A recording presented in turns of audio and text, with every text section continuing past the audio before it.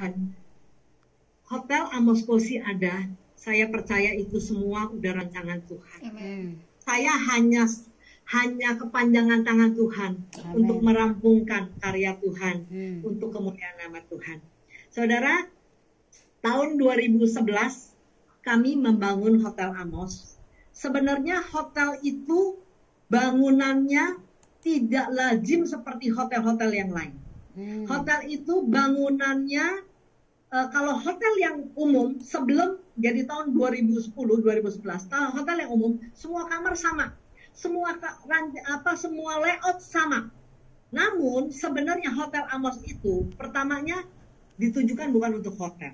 Pertama untuk membangun mall kecil. Namun karena 1-2 hal izin tidak keluar. Sedangkan izin tidak keluar, hotel itu sudah bangunan fisiknya sudah hampir jadi. Jadi apa boleh buat? Karena kepepet, jadikanlah hotel, izin hotel keluar. Nah, waktu dapat izin hotel, saya bingung luar biasa. Hanya dengan doa dan air mata, saya berlutut kepada Tuhan. Tuhan, ini harus bagaimana? Dalam kondisi kepepet, beneran kepepet banget.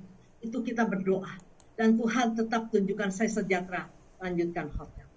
Saudara, mau lanjutkan hotel, pertama cari izin itu susahnya setengah mati. Kenapa? Ini nggak lazim, hotel ini nggak biasa.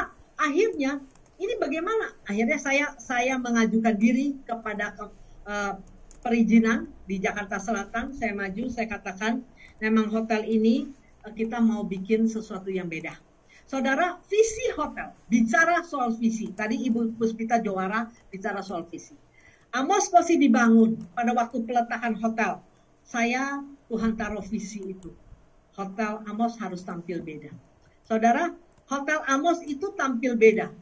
Visinya adalah tampil beda. Misinya untuk menjadi yang terbaik dalam 3 tahun pertama. Saudara, semua Tuhan genapkan.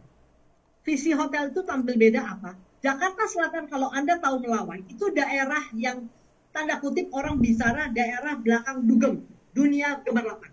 Semua di situ, banyakkan semua kafe-kafe dan diskotik, karaoke, dan semua banyak, kalau tanda kutip orang Jakarta Selatan ngomongnya banyak ayam-ayam.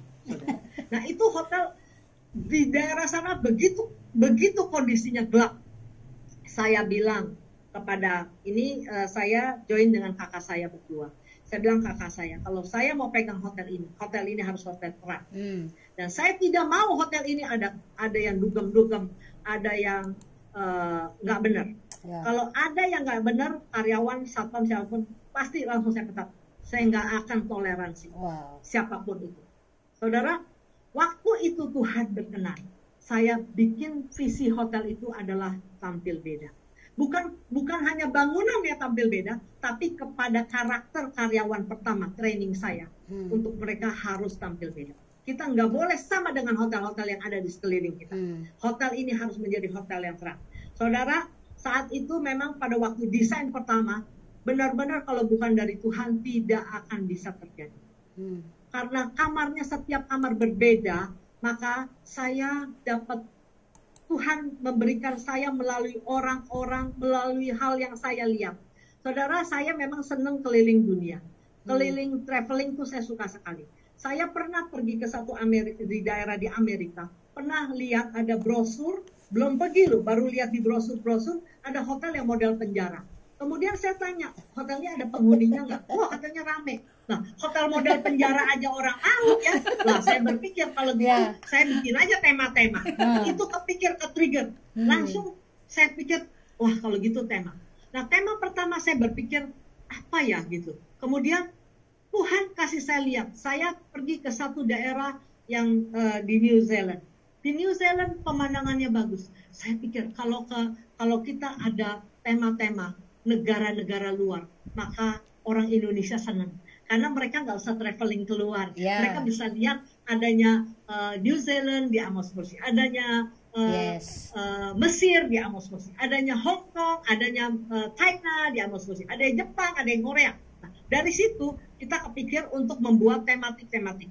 Ada kamar Korea, ada kamar China, ada kamar Jepang, karena daerah sana baik kan Jepang Korea. Ada kamar Korea, kemudian ada kamar Mesir. Nah, itu menjadi target market kita untuk lokal. Namun saya berpikir begini, kalau hanya lokal, orang luar negeri mah udah biasa tinggal di China, ya kamar China biasa ya. Nah, itu kepikir. Kemudian Tuhan memberikan saya inspirasi baru. Oh, kalau gitu saya bikin Jawa, Sunda, Bali.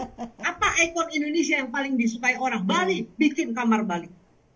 Jawa, bikin kamar Jawa. Nah, oleh sebab itu, kita ada dua, ada nasional dan internasional.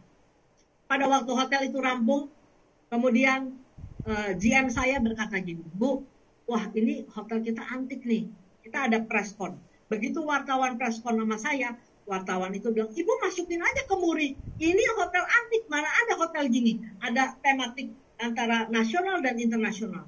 Coba aja Ibu. Nah, oleh sebab itu, saya minta ke Muri, bagaimana Hotel Amos menjadi hotel tematik. Saudara, pada waktu pertama apply, ya, saya juga nggak expect begitu cepat, dan kami dapat bukan hanya respon hanya Muri nasional, tapi saya dapat worldwide internasional. Wow. Kenapa? Karena di luar negeri tidak akan ada yang namanya kamar Bali. Tidak ada yang namanya kamar Papua. Saya bikin modal-modal Papua. Etnik-etnik Papua mana ada di luar negeri. Jadi pada waktu satu pertanyaan dari Muri ke saya, Ibu jiplak dari mana? Saya bilang, saya tidak jiplak dari mana-mana. Ini kita pure Indonesia, dan saya bilang, ini kan karena kondisi kepepet, maka jadilah begitu. Dan saudara, malah saya ngomong apa adanya, bahwa hotel ini memang hotel yang kita tampilkan dengan visi tampil buka. Maka saya diterima, dan kita diberikan penghargaan. Saat itu membuat saya juga surprise. Penghargaan yang udah disiapkan adalah nasional, Muri Indonesia. Kemudian dia bilang, saya nggak jadi tarik Muri Indonesia, saya akan tarik kamu menjadi museum rekod untuk dunia. Saya dapat rekod untuk dunia. Mantap. Itu anugerah Tuhan. Jadi itu bukan karena saya, bukan. Semua anugerah Tuhan. Amen. Dan itu semua Tuhan izinkan untuk hormat kemuliaan nama Tuhan. Dan bersyukur kalau di Jakarta Selatan orang tahu hotel yang terang, hotel apa? Hotel Amos Kusuma. Gitu.